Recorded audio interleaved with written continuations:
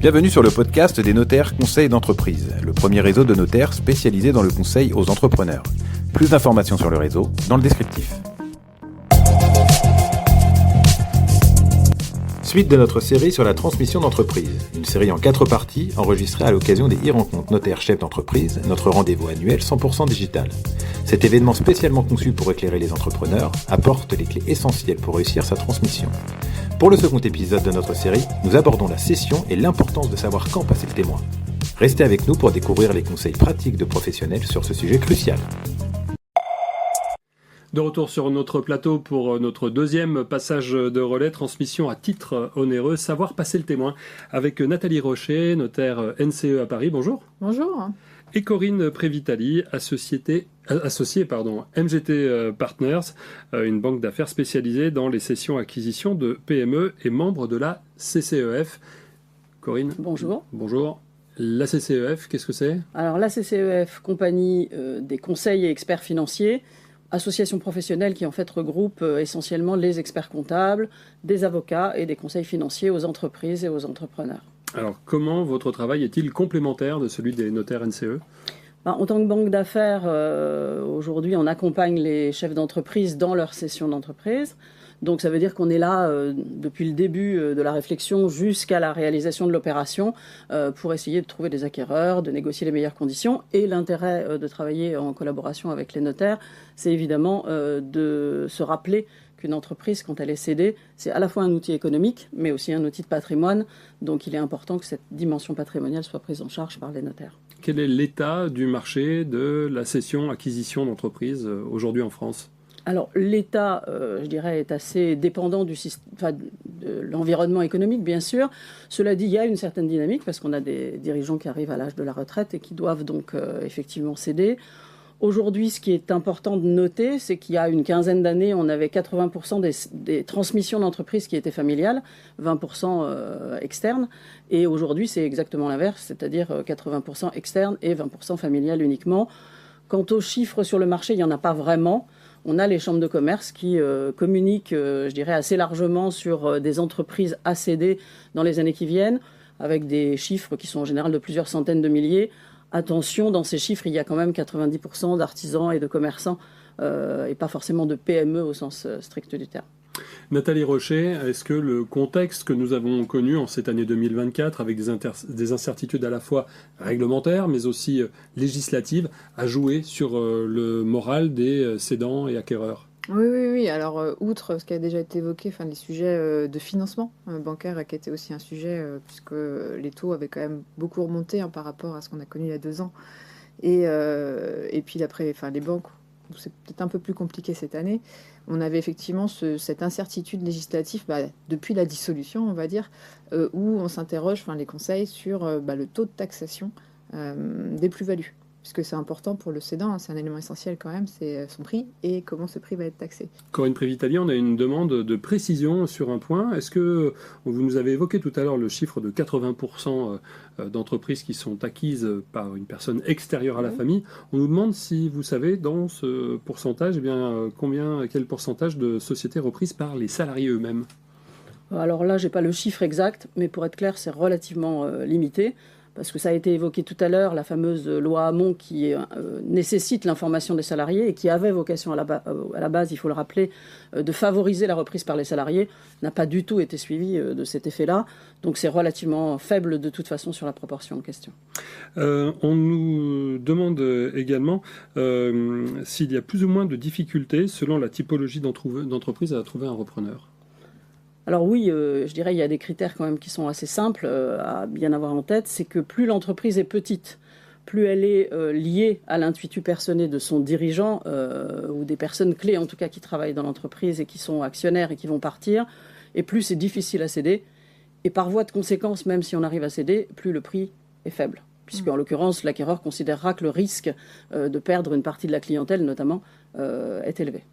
Alors, on nous demande également, question très pratique, en tant que repreneur, quel est le montant minimum en pourcentage de capital ou de fonds propres à avoir au départ pour acheter une société ?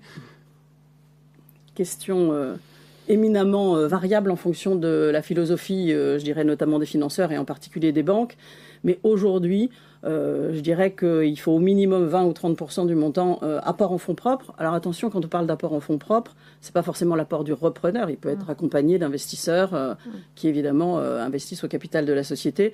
Mais en tout cas, c'est ça la moyenne, même si c'est tout à fait imprécis évidemment, parce que ça dépend des sociétés, de leur rentabilité et de beaucoup de choses encore. Et autre question triviale poursuite, quel est le taux d'intérêt pour un emprunt bancaire aujourd'hui? Ça dépend évidemment des établissements, mais on se situe dans quelle fourchette?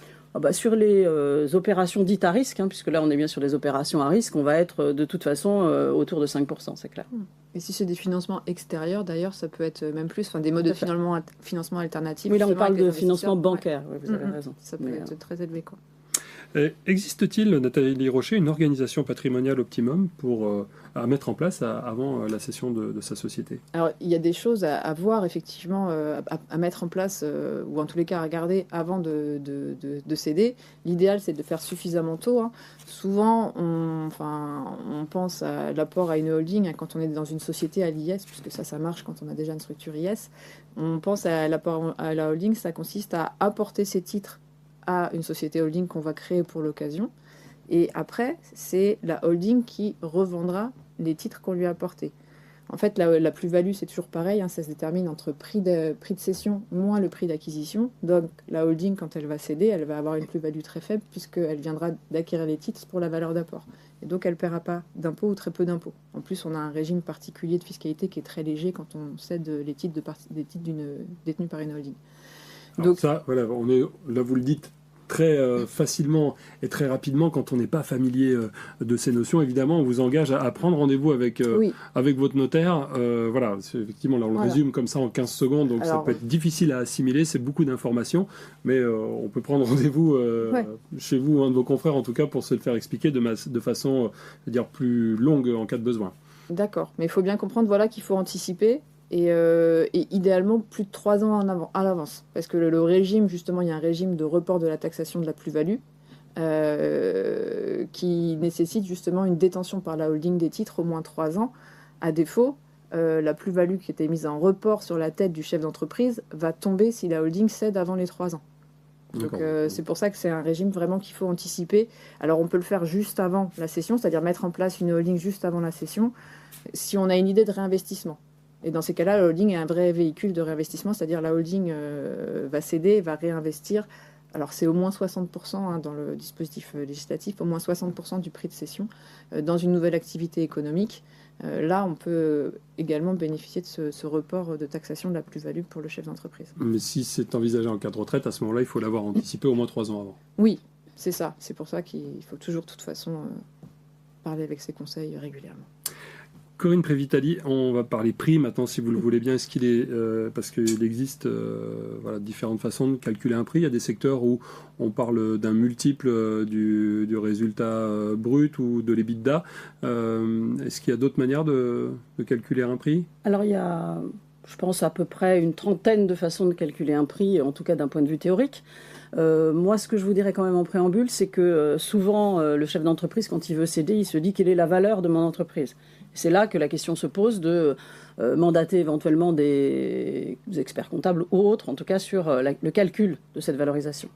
Moi, je voudrais faire un préambule, puisque mon métier, c'est de vendre des entreprises, c'est que le prix, c'est pas la valeur.